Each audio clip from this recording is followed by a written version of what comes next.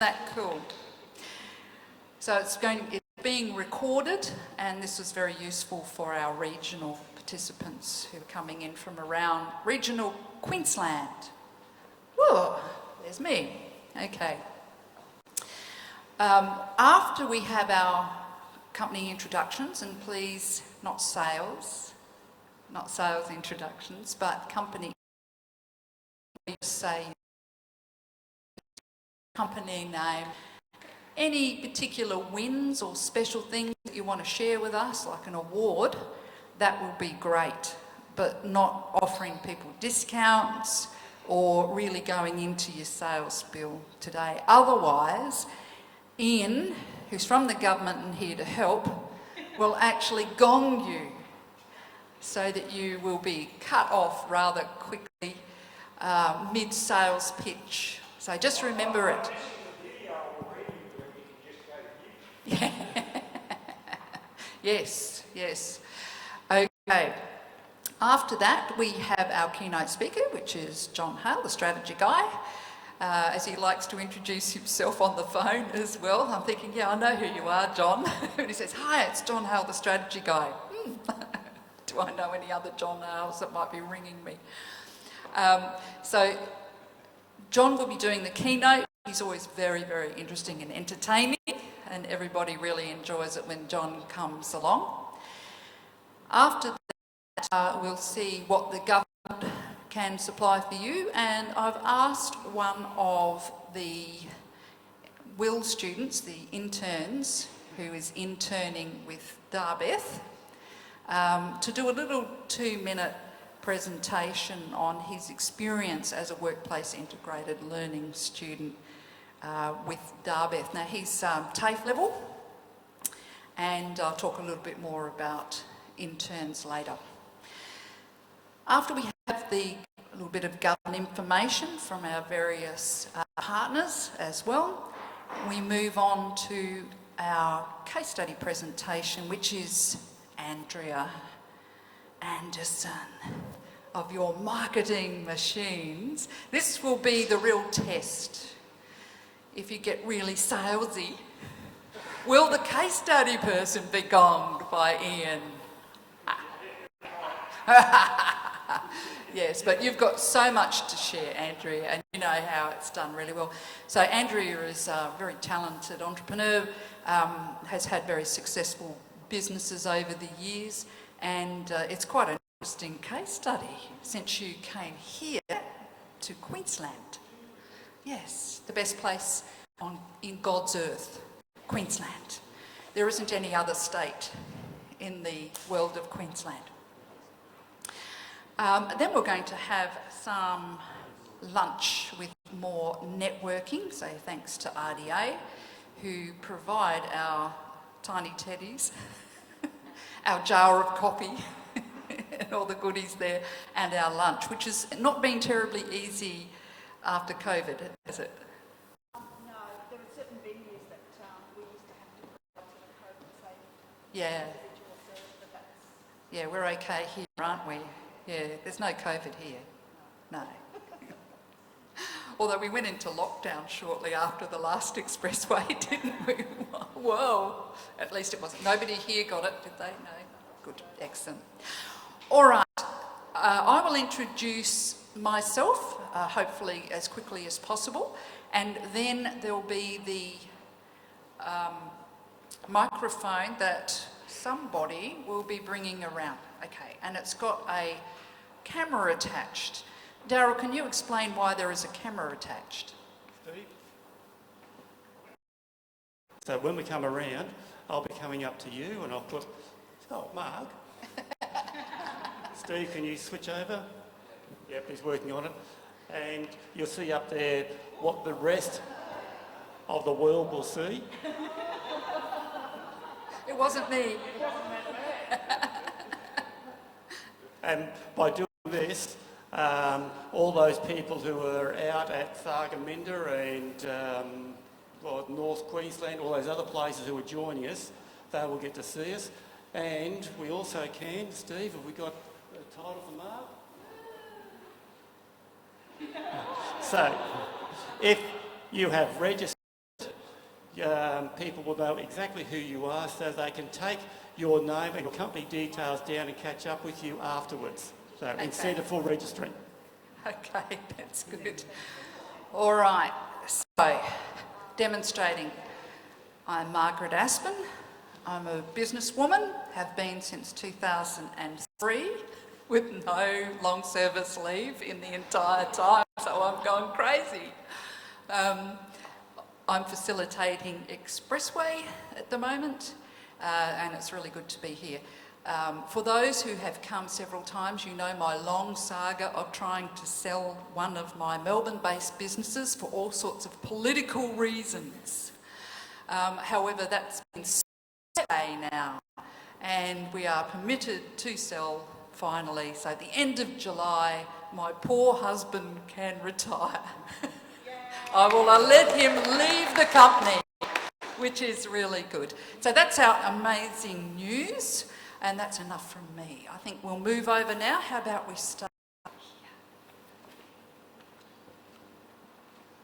One other thing, COVID reasons, we'll handle the mic, not you.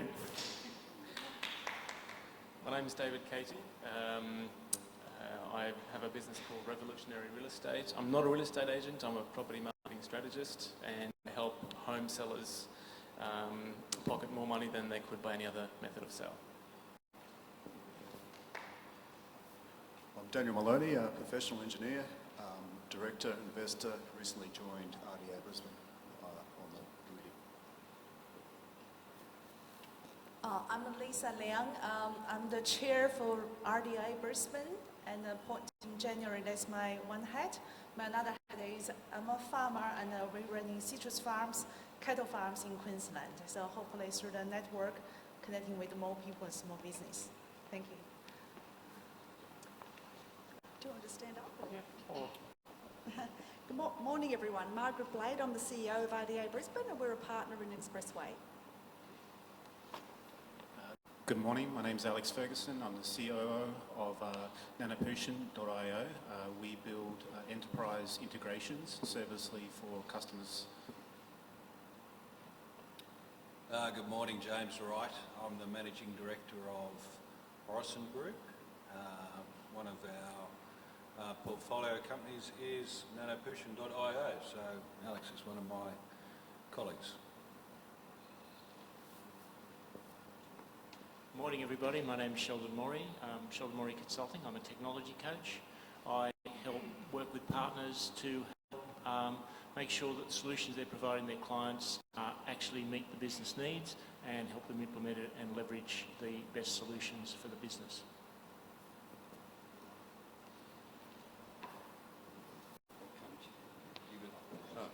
Good morning everyone. My name is Richard Christer. I'm an analytic philosopher, and I'm founder of the Facebook business page, Ingenuity Through Philosophy. I teach the processes of problem solving and ingenuity through philosophy. Okay, thank you.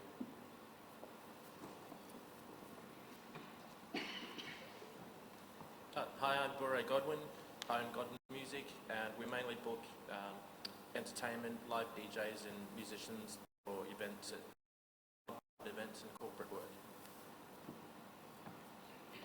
Hi everybody, my name is Pushpa and I'm from Leaders by Design. We work with individuals, organizations around leadership. I'm also the founder for the Women's Mentoring Foundation, and my big win is that last week I was elected as the chair for Mental Health Foundation Australia to take 30 ambassadors and a team of volunteers in addressing mental health around Queensland.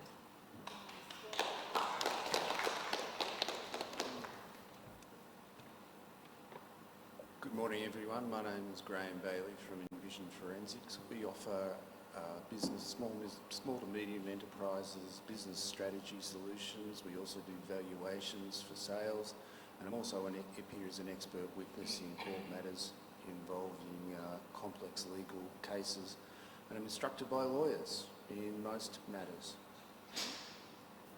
Good morning. My name is John Canaris, Director of Jacobs Ladder Enterprises.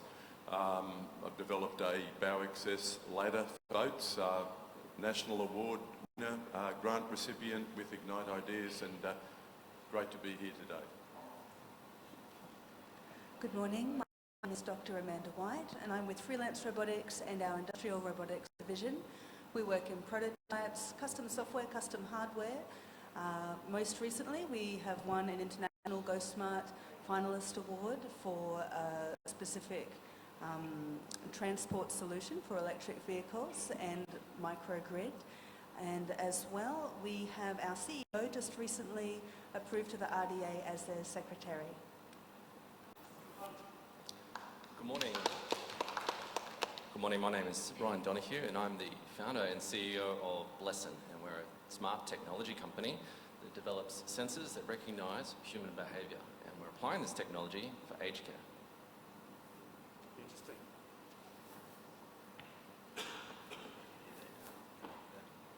I feel like going really slow so we can catch up. It's Paul Collins from Skills TX. I'm the CEO. Our company basically helps digital workers improve their workforce life by helping them map their career development against 550 sample digital jobs.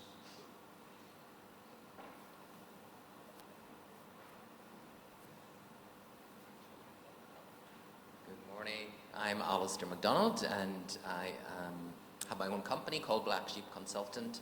And when I'm not doing that, I'm lecturing at Torrance University with Margaret, wherever it is she is. Good morning, everyone. My name's Joel Botcher. I work for Clandestine Solutions. We are a Microsoft Cloud solution provider, but we're also a custom tech and software developer. And yeah, that's it. Good morning, everyone. My name's Tim Bevan. I'm retired, but I'm here in my capacity as chairman of the IML Speakers Forum. We help people to work on their public speaking skills, speech making, impromptus, etc. And then that's supported by an evaluation at the end of the meeting, often by Ian. So it's a great opportunity for people to practice their public speaking skills. Yeah, Ken Mole, Global GBM. We're a technology company, a mobile workforce, and cloud databases, mobile devices, that sort of stuff.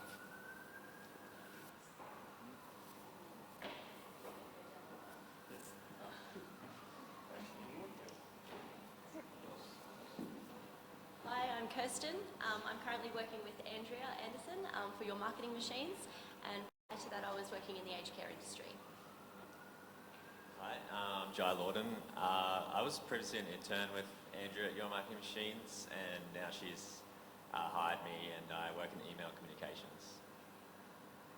Hi, my name is Z and I'm the website developer here at Your Marketing Machines. Previously I was also an intern with Andrea and now I'm working with her now. Yeah. Hi, I'm Annie and I'm a brand design intern with Your Marketing Machine. Hi, I'm Carrie, and then I'm interning in Your Marketing Machine, and I'm doing data analysis and developing a website. Hi, I'm Amanda. I'm a marketing communications student, currently interning with Andrea Anderson at Your Marketing Machines. Hi, I'm Sue Law. I'm the social media content creator at Your Marketing Machines. I was an intern at first, and now I'm working there. Andrea, you don't have to bring your own cheer squad.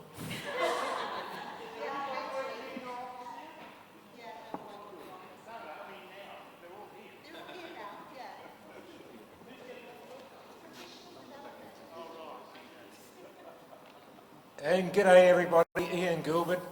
As you're probably aware, I'm from the government. I'm here to help, and if I'll get you to come around this way because I hate talking to a camera, I'd rather talk to people. Oh, look, there's people out there to talk to. That's so much better. Welcome along for those of you who are new to Expressway. This is a virtual organisation for innovation leaders to communicate, support each other, mentor each other, find supply chains, and generally invigorate the innovation community of Queensland. It is statewide.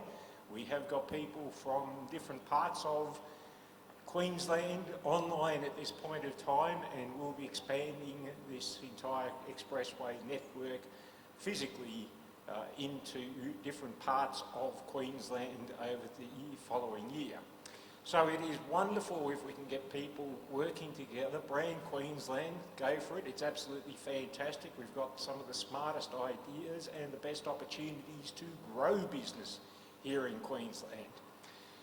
Do take the time towards the end of the meeting to get to know each other. Don't hesitate to ask questions of the speakers. If you have any ideas that will help you and your business, bring them forward to Margaret Blade over here from RDA and Margaret Aspen here from TAFE Queensland, who are partners in the Expressway, along with the support of Advance Queensland, providing this wonderful venue.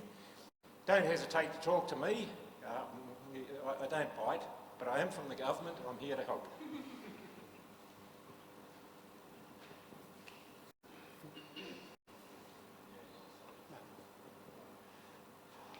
Last one by the sound of it.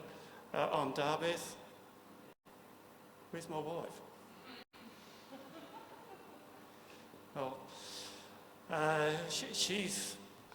we do business tech and communications, and as part of that we do everything from email to video, and today we are doing live stream communications and recording for to go onto the YouTube. There is now a YouTube channel for Expressway as of yesterday, so we'll be letting you know about that. And Beth over here, she's been hiding because she's actually in communications with the people who are joining us from across the state. That's one of the things that we have found is a lot of people, they do a live stream and they just pump it out like a TV show. But you actually need to have somebody who is a moderator to talk to the people who are joining and make sure everything goes smoothly. So that's part of the work we do. So, Daryl and Beth from Darbeth. And we got another part to it. Yeah, I'm heading up the 7th Heaven Division, 7th Heaven Creative, and that's an platform at the moment linking artists and artisans with people who want to buy. So it's still developing, but it's there and I'm looking for everyone. We're back on? Excellent. So, a real mix of people from different industries and people with several roles at the same time, which is really good. So, hopefully you've worked out who you want to network with over lunch, which will be really great. Ian mentioned a TAFE Queensland connection, and I'm it. So, I'm not an employee of TAFE Queensland, but I'm representing the partner of TAFE Queensland. So I will talk to you a little bit more about that in the middle section after our wonderful keynote speaker. So who read on the invitation about John Hale, the strategy guy? Yes, there's people nodding their heads, they're putting their hands up. Excellent. Normally we let the invitation speaker, and hopefully I have to be here. I have to hear what he has to say. So without further ado, your 20 minutes or so of fame. Would you like to hop up and grab the family microphone? I'll just decovid it, and there you go. Thanks, Mark. Well, good morning. It's nice to see you all. It's nice to see you out there in regional Queensland or even in your pyjamas back at home. I'm feeling really excited because I get to share the topic I'm passionate about, which is strategy. And strategy is often a very dispassionate topic because our experience with strategy often is problematic. And having worked in the strategy space for quite some time, we often come up with good strategies. Often the challenge is getting them implemented. So that's what I want to do today. I want to provide you with a tool that I've developed, which is called a strategy note. And it's a powerful way of communicating where you want to go with your strategy. But before I do that, I want to tell you a story about a couple of women in my life. And the first woman I want to talk about is my wife. And locking a woman up and not allowing her to travel around the world is not a good thing. They like to get out, they like to go to Paris, they like to travel, they like to shop. And a few months ago, I decided I was going to do something special for my wife. I went out and I bought this big blue map of the world. And I came home and I stuck it up in the kitchen. And I gave her a dart. And I didn't know whether my wife was any good at darts. She had never played darts. And I said, look, throw the dart at the map of the world, and wherever it lands, that's where I'm taking you when the pandemic is over. So she wound up and she tossed the dart, and I must say it wasn't that good a throw. Turns out we're going to be spending 2 weeks behind the fridge.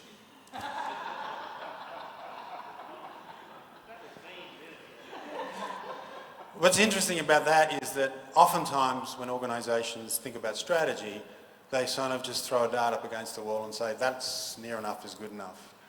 And what I want to do today is to invite you to throw a dart at a wall and say, near enough is good enough, but then go through a process of qualifying and quantifying that. And that's what the strategy note will do.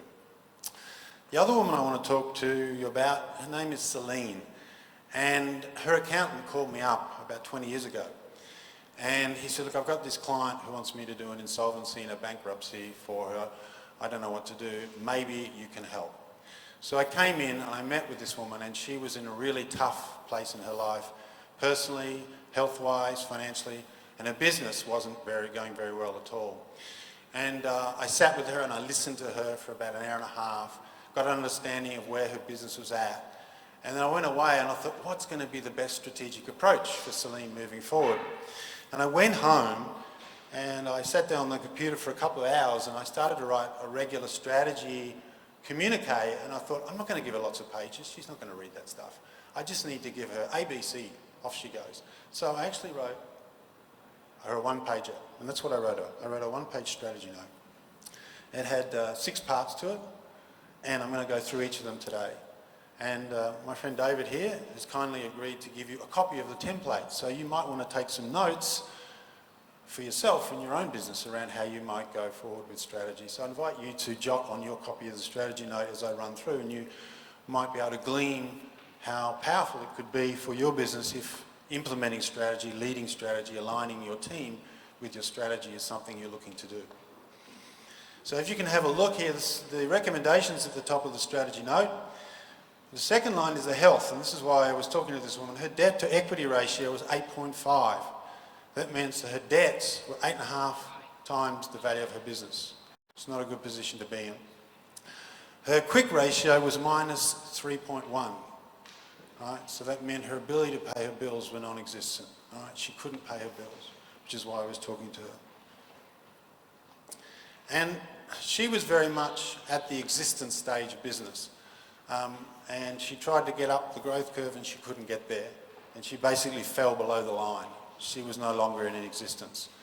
And how many people here have heard me speak before? About half of you. Great, thanks for coming back. A couple of years ago I gave a talk called Growing Digital Wings, and in that talk I talked about the 6 stages of business growth and the sorts of technologies that businesses need at different stages of business growth. And what I've noticed with strategy is that once the business gets to the success and takeoff stage, that's when strategy is really important. And the reason why strategy is really important at that 3rd and 4th stage of business growth is you can see on the horizontal axis the number of decisions that have to be made increases, sometimes exponentially, as a business grows. And 95% of businesses fail within 10 years. And most of the reasons around that are around to do with strategy, is that we get overwhelmed with the number of decisions and variables we have to manage. As human beings, we don't do that as well as we could. So we need shortcuts because our brain likes shortcuts. So what I want to do is address that 3rd and 4th stage today and give you a tool to help you with that. Quick poll. How many people in the room believe strategy is important? Oh, what an enlightened group. Everybody.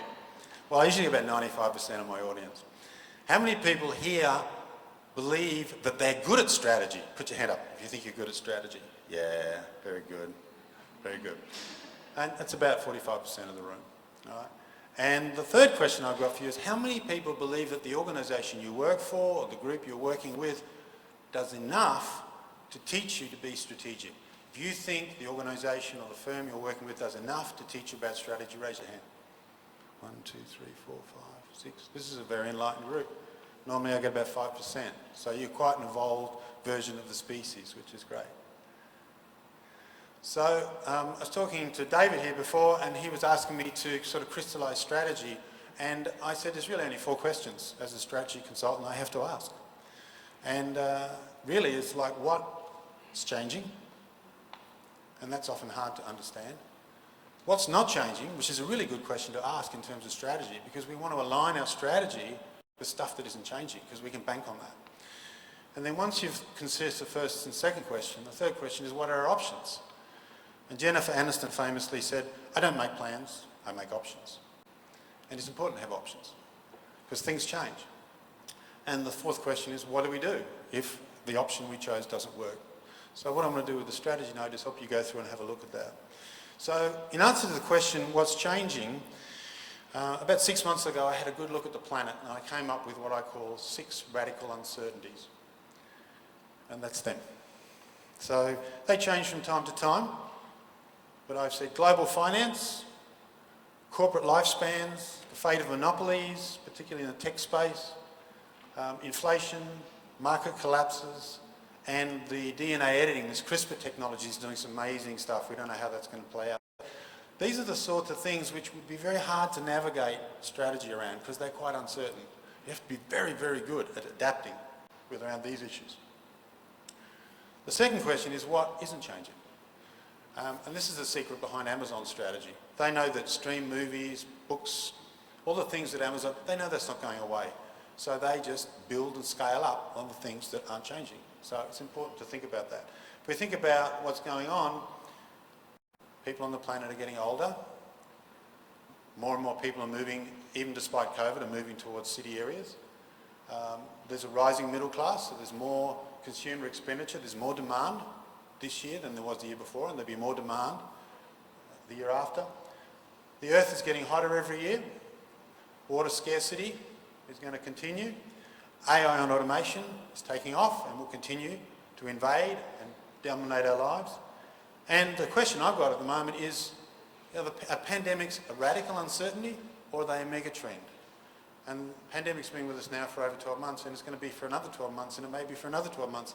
So if we can say that the pandemic's a mega trend, then we need to have a strategy around how we leverage, capitalise, pivot around that. So the third question we need to ask ourselves is, what's our best option? And these are 5 strategic approaches that you might want to take in your business when you take a high-level view. And what I've noticed a lot is that during the pandemic, a lot of businesses took the first approach. They just choose to wait. And that's a wise move, as long as it's done consciously. If you're just frozen in fear, that's not a good move. But if you consciously choose to wait, that can be a good strategy. There are 4 other approaches which I talk about in my first book, the strategy book, and they're represented there on a 2x2. And on that graph, we've got industry unpredictability on the horizontal axis, and then customer adaptability on the vertical axis, and customer adaptability on the horizontal axis. And what's interesting about those 4 approaches, if we look at some examples there, growing market share, an example of that might be Windows 365. Example of a visionary company might be Apple or Tesla or IKEA. A joint venture would be Kindle with other platforms, or Uber, rideshare with regular drivers like you and me, or KFC and Pepsi have got a joint venture which they do very well out of. And then in the agile experimentation space, we've got drug companies and innovative fashion retailers and developers and people like Adobe that are just continuing innovating. So these are different strategic approaches. In the 1980s, most of the strategies around scaling, growing market. 20 years ago, we started to see a lot more agile strategy playing out in the space, and we also started to see more visionary companies appearing. There were more visionary strategies around. There was more agile, there was more software, there was more of that mindset that a lot of you will use in your businesses coming into the mainstream. And what we're seeing today, in 2020, is we're seeing even more agile filtering its way into all of our thinking. So it's about test, rinse, repeat.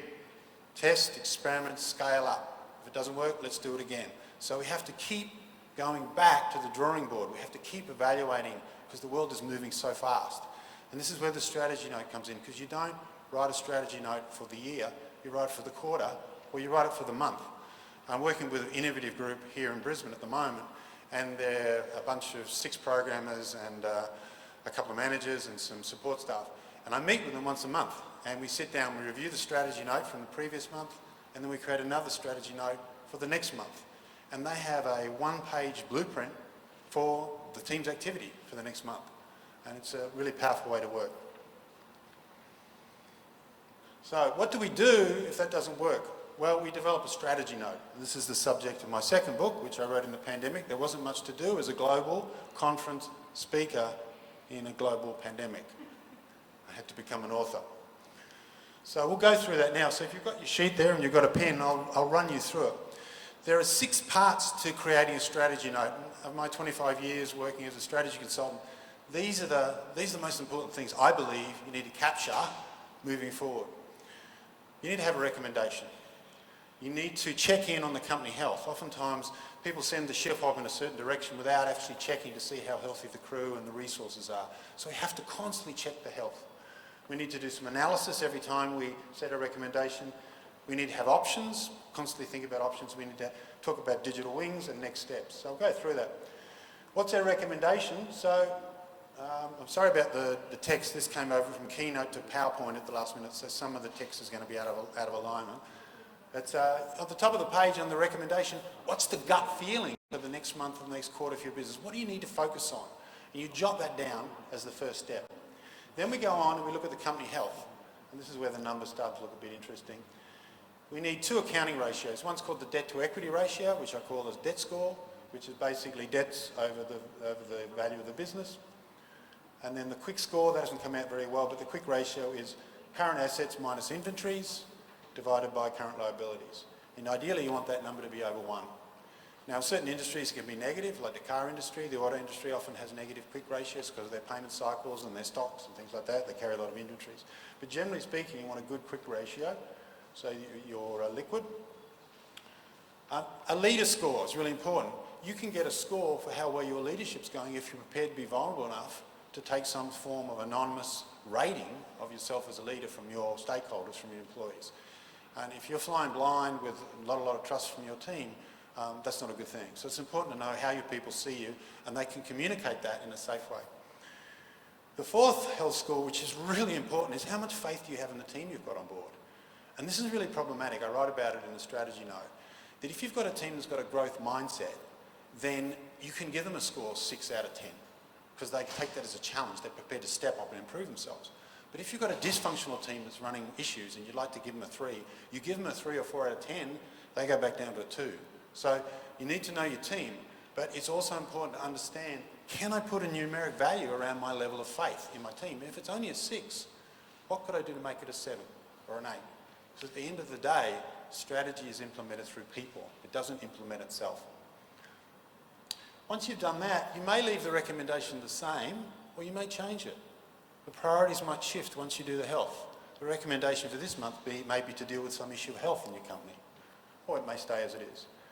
Then you need to do some analysis. And it doesn't have to be a lot, because you've only got room on a page to do it.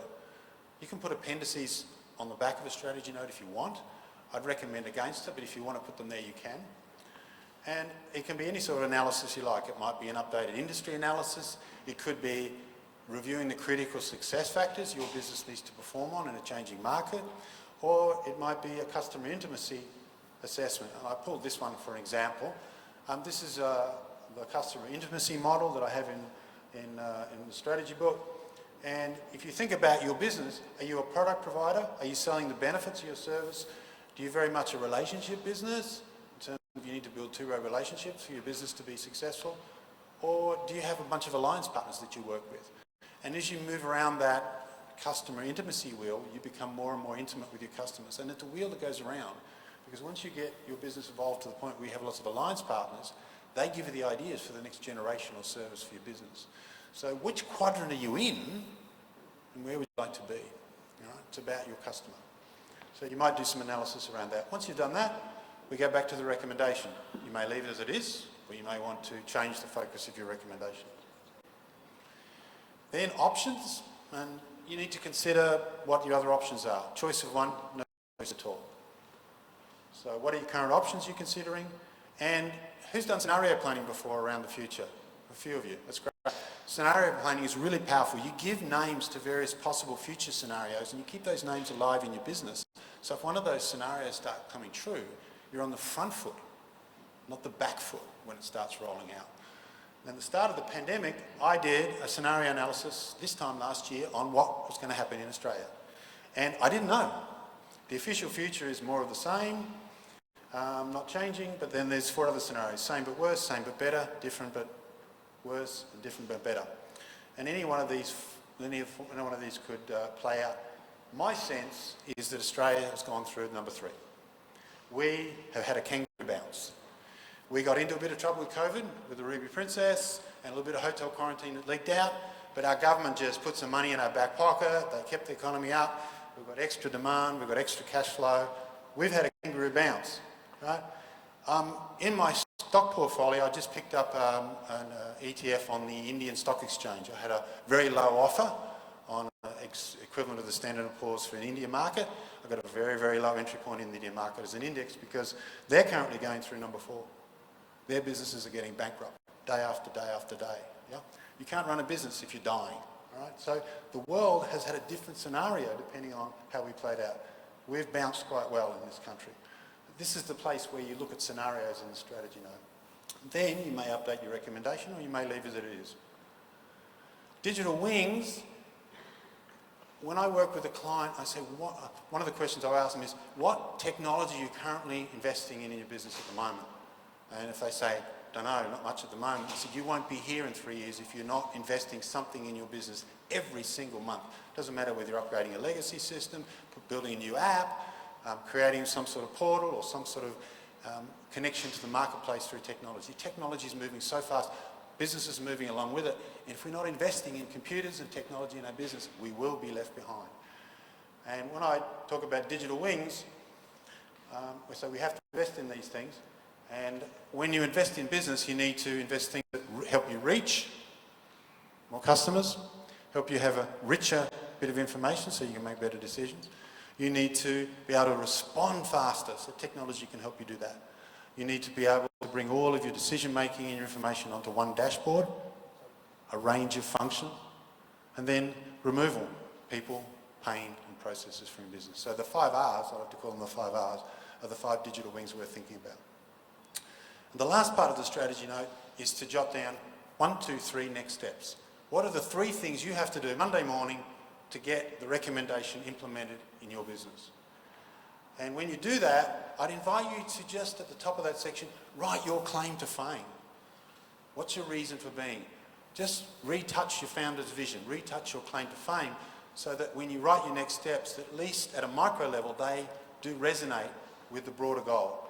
And when you write 3 next steps, also do the risk mitigation on them. What could go wrong if I implement this step? How could I make sure that I'm successful? Because if you don't think about what could go wrong with these next steps, I might come back next month or next quarter and realise we haven't achieved them. So risk mitigation is really important. And then we update a recommendation. And now we have a strategy note. Are there any questions, quick questions before I wrap up? How am I going for time? Bang on. Good. All right. If you want to have more of a conversation about strategy, I have a range of ways I work with businesses and organisations. So, there I was with Celine, and I gave her the strategy note. And I didn't hear from her. Didn't hear from her for about 5 years. And what she did was she took the strategy note. She didn't pay me. It was a pro bono. And the accountant kind of lost contact with her, and she went off to Sydney and took my note with her, and about 5 years later she called me and she told me where she was at. It was really exciting to hear. She'd actually followed the strategy note to the letter, and about 3 years ago she sold out of her share of the business, and when I spoke to her 5 years afterwards, she just won an award.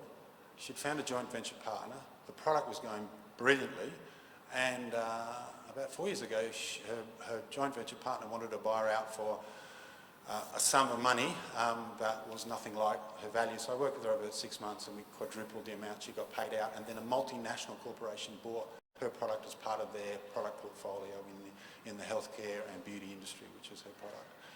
And this is what she wrote. The strategy note gave us a clear overview and proposition of options that were invaluable in leading us to make brave decisions and take successful actions. 5 years later, our company is a leader in its field and has just won the New South Wales Business Award as Best Businesses category. So she took one strategy note for 5 years and that's what she got from it. So imagine what you could do with a strategy note in 1 month or 1 quarter. Thank you very much.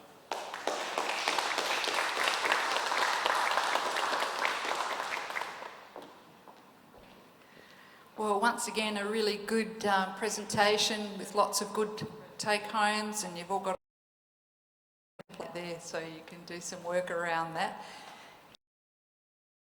That was a bit of a minus 3.1. It's a bit scary. Okay, so we're on to the second part of the formal part of our program, and this is an opportunity for various government departments and agencies to tell us about things that are available for you to help you grow your business. So Marg and Lisa being that you're the new chairperson of RDA in Brisbane, would you like to tell us about some of the good things that are happening that are going to really assist others? Digital events. Those of you that have been around Expressway for a number of years remember that RDA used to hold the annual Click Digital Expo from 2012 to 2017. So Click has been reprised, but it's being powered by ASPAS. So as part of Queensland Small Business Month, we've got about 4 Click events, but the main one's in Brisbane on the 27th of May. So it's going to be a series of ASPAS workshops. They're going to be streamed in different rooms. We're going to live stream them to the regions as well. Business Station, our partner in ASPAS Digital Solutions, is the main sponsor, and they've secured David Koch to come up as a keynote speaker. So that's Thursday, 27th of May at the Brisbane Convention and Exhibition Centre. It's only one low cost, $24 something. It's always an odd amount with the Eventbrite fees and GST and everything, but that covers up to, well, there's 30 workshops. I mean, you can't attend them all because some of them are running concurrently, but I think you can attend at least 10 workshops. So it's an intensive day to get you on your digital journey, to increase your digital capability, your business operation skills. There's all sorts of topics and all sorts of advisors. So hopefully you'll come along. Actually, we might do a free prize draw for a couple of free tickets to come along.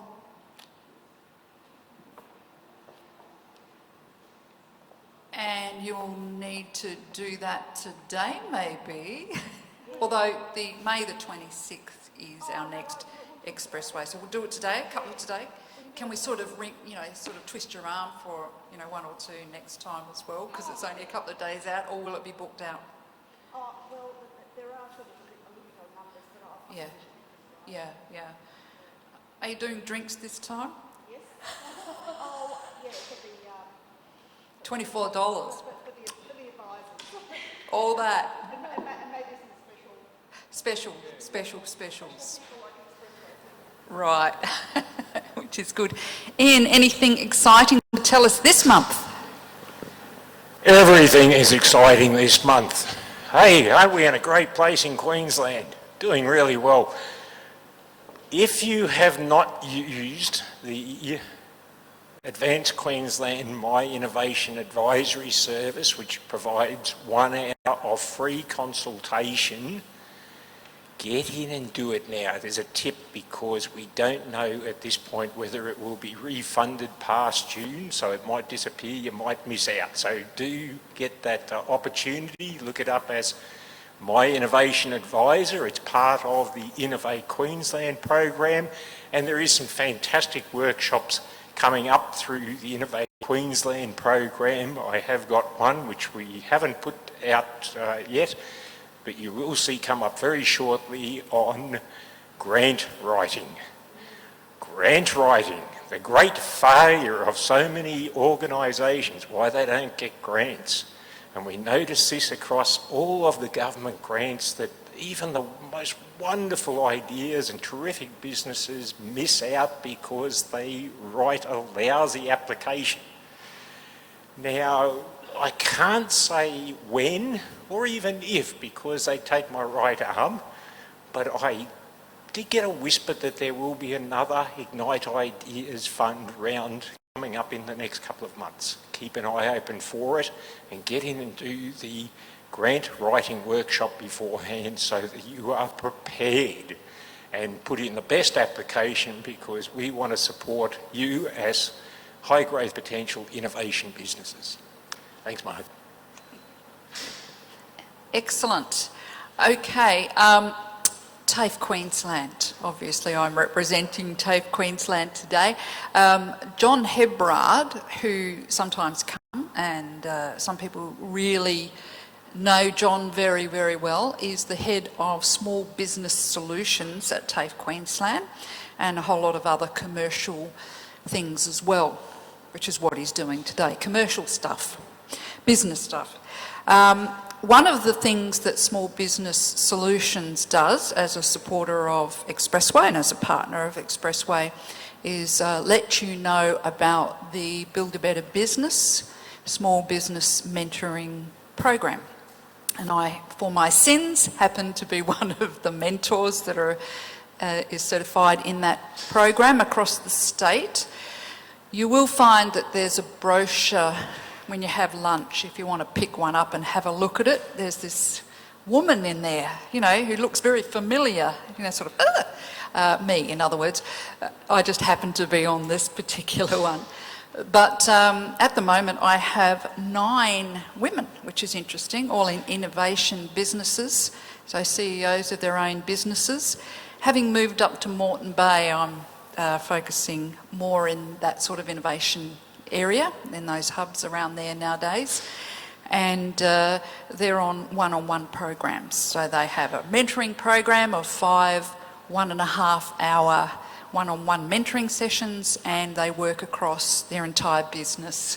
So this is a program that has been very successful for many years. I've been involved for the last 5 or 6 years, which has been really good.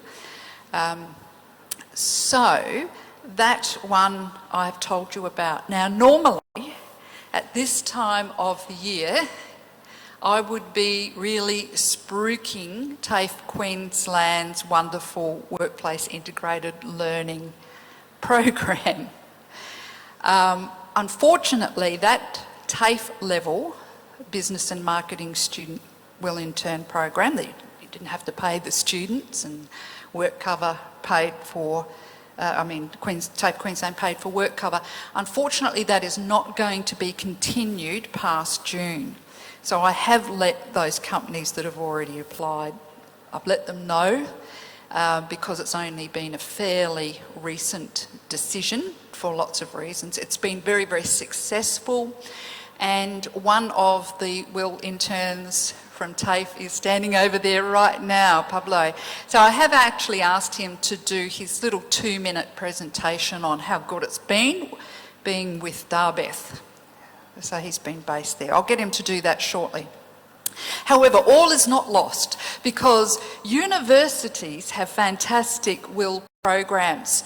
So I'm going to get my partner in crime from Torrens University, being we're both university lecturers and coordinators, to come and talk a little bit about the Will program. He's talked a bit about it last year, but Dr. Alistair McDonald, who sounds very formal, and he looks very formal, but actually he's a pile of fun.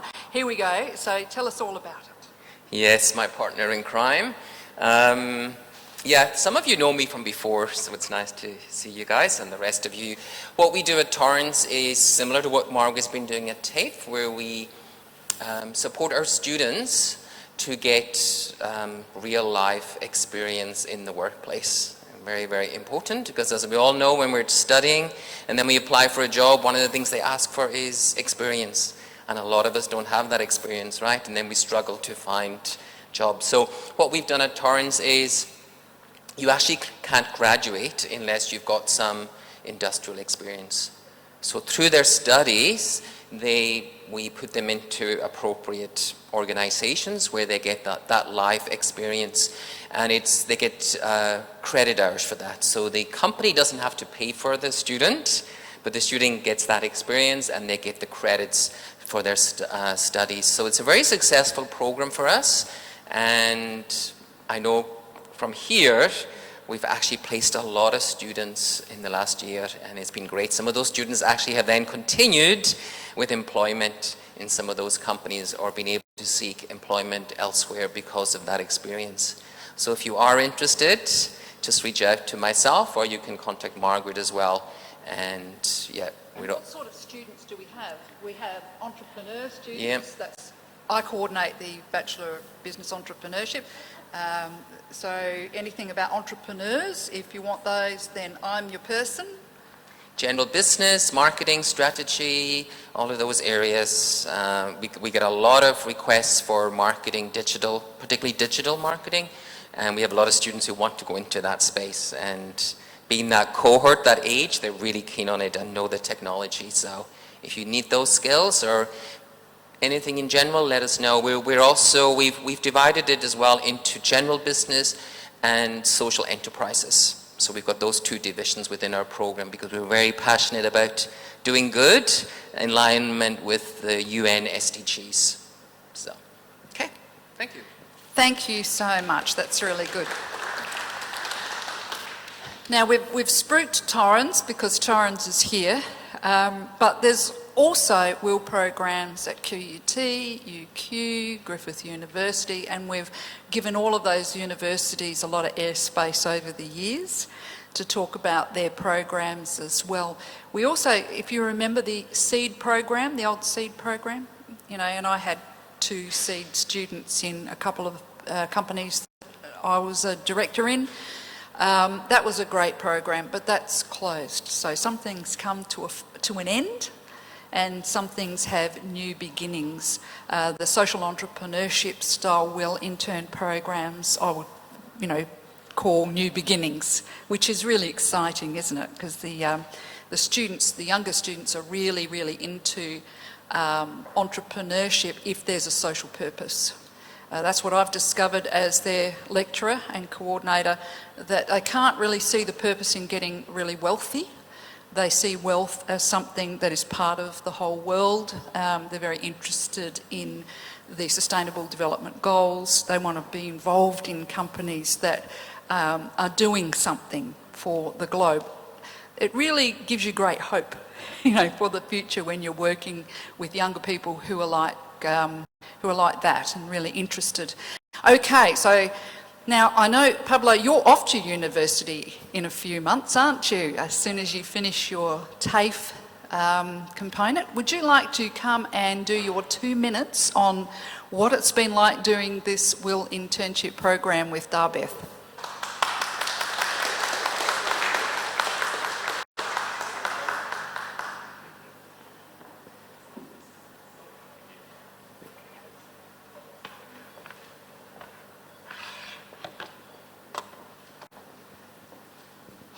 Hey guys, good morning. My name is Pablo Revelo, and I'm here to make this quick presentation. Sorry for that. To tell you about my experience during this internship.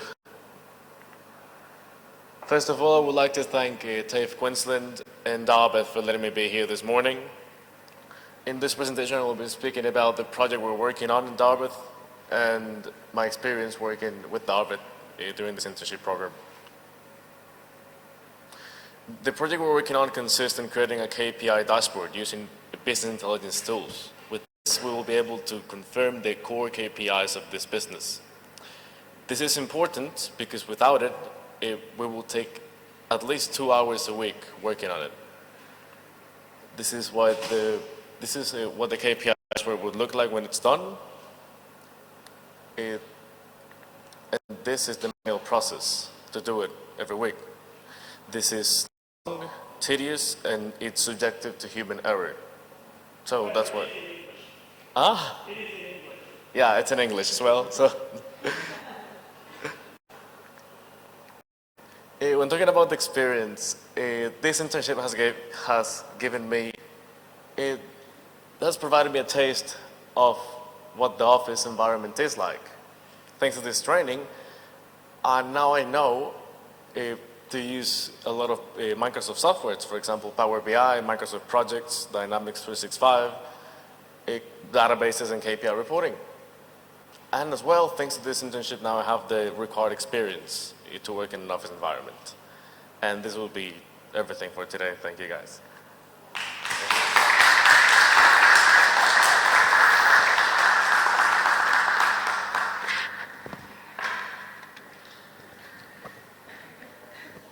Well done for 2 minutes. Now, the next speaker, a lot of people know her. She brought her own fan club today, as you know.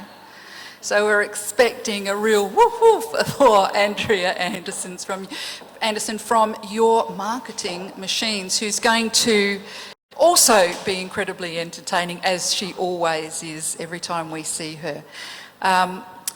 Once again, if you would like to talk to Alistair or myself about Will interns, there's that little bit of time over lunch. Otherwise, just grab a card. Have you got a business card for Torrance? I think I've got some, but I think they're at home. They're in my lair, in my little lair. Okay, over to you. Okay, we just need a little bit of energy here, guys, so if I could just all get you to stand up would be great. Here's what I'm going to do. I'm just going to step outside. I want you guys to pretend that you're seeing Tony Robbins for the first time. You're his chosen gurus. You're the next people that's about to light up the stage, and I'm going to come running back in, and you're going to really celebrate like you've never celebrated before. Are you ready? Yeah! Oh, thank you, Mr. Hale. All right, get ready. Come on, let's. Clapping hands. Here we go. This crowd. Hey! Woo! Yeah! And to you in the regional areas as well. Thank you. Just needed to do that.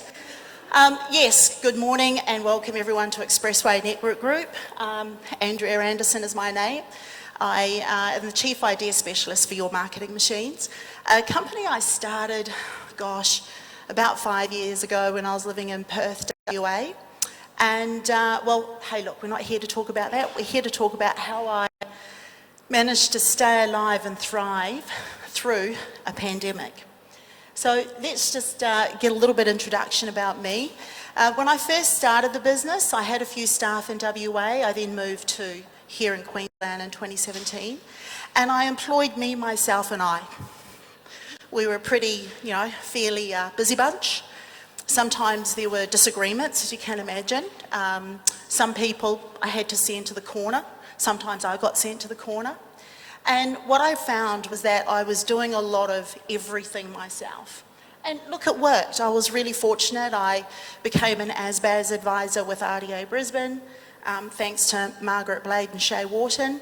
I then became a M4 Growth advisor, thanks to Ian, and also became part of the M4 ACE panel, where I'd see John turn up quite often, and we would be there to support innovative companies. But of course, the really cool thing about it is that, what happened, and we know that there was a lot that actually happened in a very small period of time. You see, this was me in February 2020. Life was looking pretty good.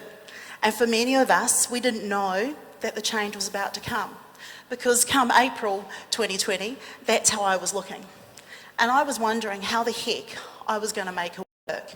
You see, I wasn't eligible for any of the adaptation grants.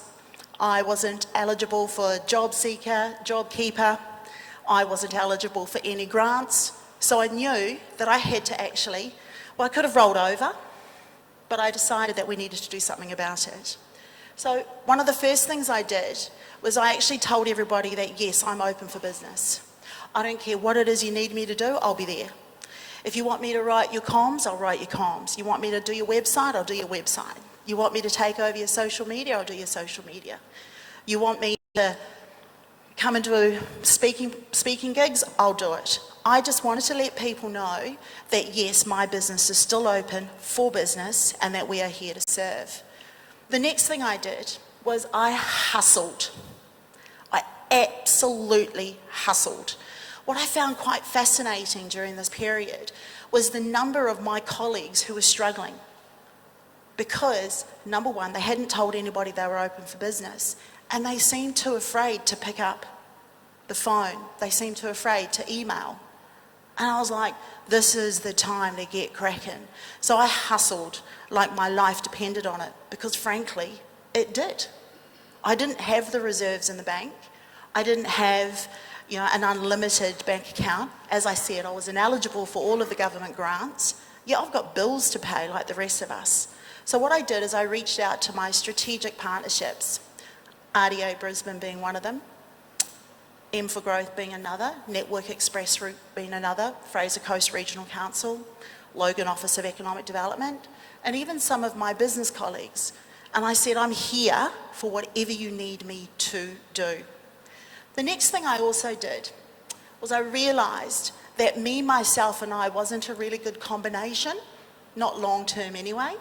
So as I've already alluded to and what Margaret's alluded to, I am a QUT work integrated learning environment provider where I have QUT interns come in and invest 100 hours of their time in a real world environment. And I was really fortunate. I realised that I needed to educate and I needed to teach people coming through the ranks. So I reached out to QUT and I was really fortunate to get 6 of them. Can you imagine it? 600 hours. Estimate that at $30 an hour. Free. Like I'd won the lottery. It was the best thing ever. And if you've never considered an intern, you should be doing it right now. They come with the most incredible skill set, they come with the most incredible talent, and they're willing to learn. So important. So here's what I did. I decided to bite the bullet, and so the guys up the back there, they're cringing. I decided to bite the bullet in the middle of a pandemic because out of the 6, there were 4 that stood out for me. And I realised that if I wanted to really throw some serious weight around my business and actually show that I actually believe in what we do, I need to put my money where my mouth is, what little I had. So I employed. And I picked up these 4 incredible people. Why? Because I loved their attitude, their can-do attitude. I loved the fact that they came with new skills and new talents and new expertise. I loved that they were willing to give things a go. And I loved the fact that they were adaptable enough to work with me. So I'm very, very thankful. So, come July 2020, after I'd taken on board 4 staff in a pandemic with no financial backing other than what I was bringing in the door, I suddenly looked like this, a stunned mullet. Because it was like, now what do we do? Fundamentally, I became him. All right? I know I look like him, can't you tell? It's, can't you see the family resemblance? And I realised that this was not the time to curl up in a ball in a corner and die. It was time to put the running shoes on, get out there and start creating the opportunities. And just on that note, I really want to pay homage to what John said this morning, because there's a lot of valuable tips and tricks in what he said, because what he said is actually what I applied inside my own business. So what we had to do was we had to change technology, and we're constantly changing, we're constantly updating, we're constantly streamlining. I rely on these guys to tell me. I rely on them to tell me just how painful things are. I rely on them to give me new ideas, new strategies. If we've got to bite the bullet, I don't care. If it works, let's do it. Okay, so we changed up a lot of things. We also got rid of a lot of technology as well, a lot of stuff that really wasn't working for us or just costing too much money. Maintain communication and sanity. In my office, and we are based up in Petrie Terrace, we're in a shared office environment, and it was quite funny because I took over the boardroom table. So now the team sits around the boardroom table sitting behind me. And it's really fascinating because when people say to me, are you on your own or do you have a team? I say, oh, no, I've got a team. And they go, oh, are they virtual? And I go, no. And I go, hang on a second. And I'm on a Zoom call. And I'll turn around and I'll go, team, And they'll look up and I'll go, wave, smile, and they all go, hi, how are you? And people go, that's cool. And I'm like, yeah, man, that's cool. So maintaining communication and sanity is really important. The other thing we realised over this journey is that not everyone was our customer. You know, when I started on this journey, as you do, you go for anything and everyone that moves because you're in a survival. But what I realised was that my staff were having to deal with these people. And let's get real. People are challenging. They can be rather difficult. Some can be overly demanding. And I didn't want that for my client. I didn't want that for my client, and my client is my staff. So, you know, we've had to change. We've had to shift. We've had to encourage some of our clients onto other people so that we can be available for the ones that we want to work with. The other thing we've also done is we've really shifted. People know us as a marketing team. The reality is that we're more than that. For us, we look at it now as our obligation to protect, guide and support your brand through the marketing journey. Whether that's build a website, whether that's put together your marketing strategy, whether that's to do your email comms, those are just the vehicles we use. But as a company, we've realised that what we're selling is a commitment to your brand, which wouldn't have happened if it was just me. Right? I've got a team now that have actually forced that through me as well, which is really important. So some of our results, yeah, look, we managed to double, and we're projected to double for end of financial year 2020. We're bulging at the seams seriously in our current space. Like, it's got to the point where Micaiah, who didn't introduce herself, Micaiah, who's behind the camera there, she actually sat down and did a table roster. So everybody knows where they're sitting when they come in for the day and on what day they're coming in. It's quite interesting. We're about to open up a branch in New Zealand, thanks to Trans-Tasman. And our whole goal there is to position ourselves to support companies on both sides of the ditch who wish to play a role in each one. We've moved. We've actually transitioned and expanded on what we actually offer. You know, whereas before it was me just giving marketing strategy and copywriting, we've actually extended quite significantly. Why? Because once again, I've got a team. I've got a team of experts that sit in my office with me. So who would want our solution? Acknowledges that they need a team rather than a unicorn. I find it quite amazing when I read vacancies for people looking for, and I want this, and I want this, and by the way, can they do this, and can they also build websites, can they do graphic design? And I go, sweetheart, unicorns died thousands of years ago. We work with clients who can take direction from a team. And we're actually quite fortunate. We've got a couple of clients here today. And look, you know, probably it's been fascinating, I believe, for our clients because they actually have a team around them. I'm not it, the team is it. The team are the ones who commit to the tactics and the implementation of the strategy that we've got. We are looking for clients who have just as much commitment to their brand. They're not looking for a quick fix. They are looking for a long-term strategy because marketing in today's environment is a long journey. It is not a quick fix anymore. It is not the latest fashion and then hope like heck that it works. And also, we're looking for people who really want results and outcomes. Why? Because then I know that I've got a better quality of client that my staff are having to work with. We're looking for people with a high quality level of emotional quotient because I want people that can actually appreciate and respect what the team are actually providing for them. So in May 2021, I now look like that. All right? And that is because I know the road is nowhere near ending, and I have to agree with what John said. Sure, we've got another 12 months, possibly another 2 years of being in this uncertainty. I wonder how many of you in the room actually have the same level of sort of longevity or focus for your business, and that's why it's really important going forward. Lessons I've learned as the boss, again. Number one, grey hair can be coloured, so it's okay. right? Number 2, trust yourself, and then your team will trust you. Number 3, your job is to direct and lead the business. Number 4, understand your humans are your customers. Yes, and that's what I call them. I call them my humans. They're not robots. They have minds. I'm teaching them to have an opinion. Gosh, Sheldon, can you imagine that? They've got opinions. It's great.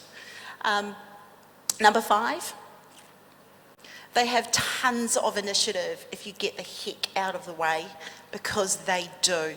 They work it out at far greater speed than I do. So it's always just safer if I'm not around, for everybody included. Be consistent and congruent at all times. One of the wins for me, because we were talking about wins and rewards, I know I've got it right when I hear the way that my staff communicate to the clients. And what I hear is that they are equally passionate about the client's business as much as I am. I've heard my staff actually say to clients, no, we're not here to spend your money. We're not here to waste your money.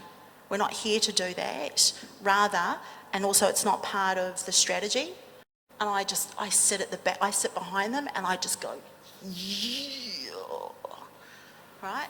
Because what I want them to know is that they have got the right skills and expertise necessary to make it work for the client. Last one. Own your mistakes and stuff up. So we have a policy in my office. If you stuff it up, you own it. You tell everybody about it. And it's been really entertaining, because you normally look around the room and everyone goes, oh, okay, right, that's really important. I don't want it stuff up. So everyone takes extra care. But when we do, we own it. We own it and we brush it off and we move on. And it's so important. And then finally, the last one here is demand fun. It is so important in this environment. We seem to have lost the fun in the way that we do things. You know, so I encourage you all inside your offices, whether you are in a me, myself and I position, or whether you've got humans, find ways, demand it, expect fun, so that you can all enjoy each other. Any questions?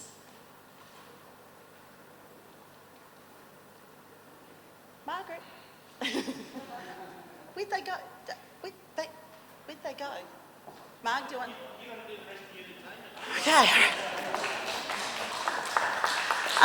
If you would love to catch up with us, I just want to say, while I've got the microphone for a few minutes later, I actually need to pay real big homage to my staff. They take a lot of flack from me. For those of you who know me quite well, you know how I can be. So I really want to give it up to the team, and I'm really thankful for them making the time to come here today. I did encourage them to come out because part of being a part of our business is all about connection. It's about relationship and it's about creating networks. So if you do want to find out the real nitty-gritty and the dirty and the mean about your marketing machines, feel free to go see the guys at the top. Thank you very much.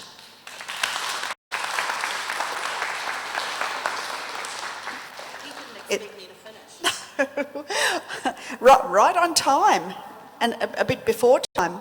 So look, thanks very much, Andrea. It's always a pleasure to hear your story. And last time we sort of spoke, I think you presented about your journey. It was it was the earlier part, and it's just so really fascinating to see how you've evolved and you've really owned the situation and flourished as a result. So that's just really fantastic. So another round of applause for Andrea. Thank you. Is there any way we can get the remote people up on the screen at all, so we can all wave at them?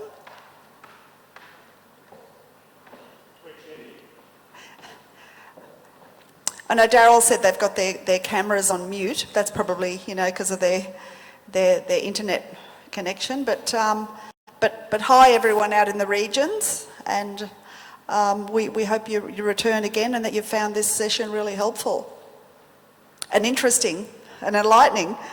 Oh, Marg's back. All right, so that brings us to the end of the formal part of today, and now you have an opportunity to go and have some lunch. We'll bring out some lunch and a tick just here, and we will have that opportunity to network with all the people that you would like to network with. Definitely have a chat with John, have a chat with Andrea, with Alistair, with Ian, who's here to help. Any final words do we want to sort of wrap up with?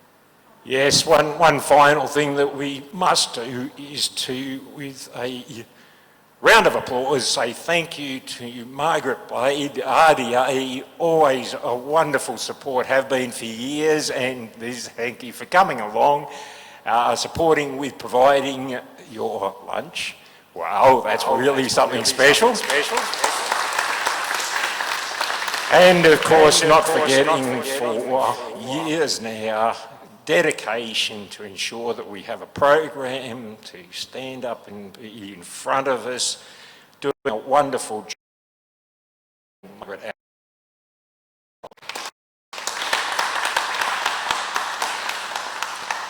And we should also thank Ian, who set up this whole Expressway network in the first place a very, very, very long time ago now. And do we know the numbers? It's thousands and thousands. We went over 3,600 attendances last month, so yes, not bad for a virtual pickup group. Still going strong. Yeah, yeah. So thank you very much. Let's give him a round of applause too. Our next one, 4th Wednesday of the month, so that makes it May the 26th. And we've got some interesting speakers that you'll find out about when we send out the invitation a couple of weeks before it starts. Hi everyone. Okay, thank you for coming, and do enjoy your lunch and networking.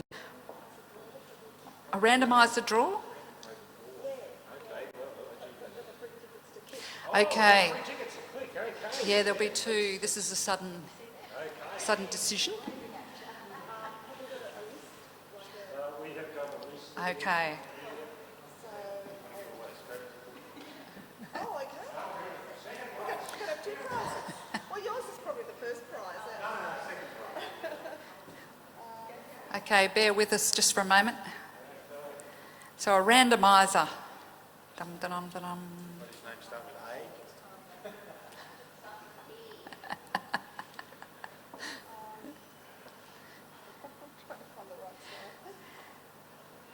That's great to hear from Andrea about all the interns. So I've found it really good to have interns in my company. So I have had the 2 seed students up here in Queensland, and in another state from Swinburne University and RMIT University had about, I don't know, 15 or 16 over many years. And it was about 6 or 7 of those who then got full-time positions as coders, and because my area is tech, so coders and other sort of special help desk and you name it, and gamification, which was very exciting. So it's a really good way to go, isn't it? Okay, we're good. James Wright.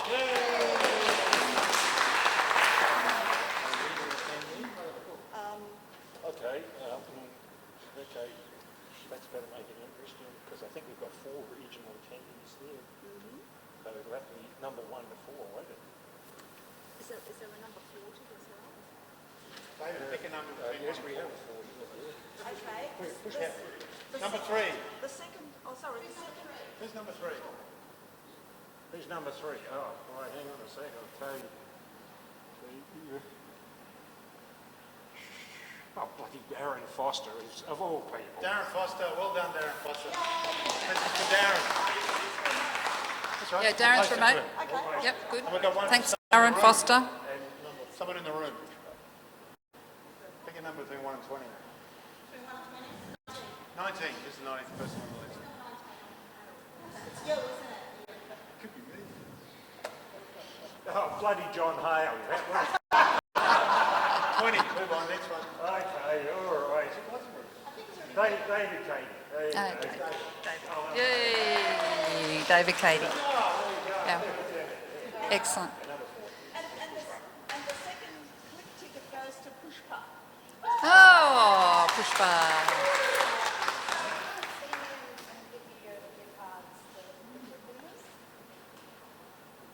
Okay, all good. You may now come and network and we'll get your lunch out. Thanks.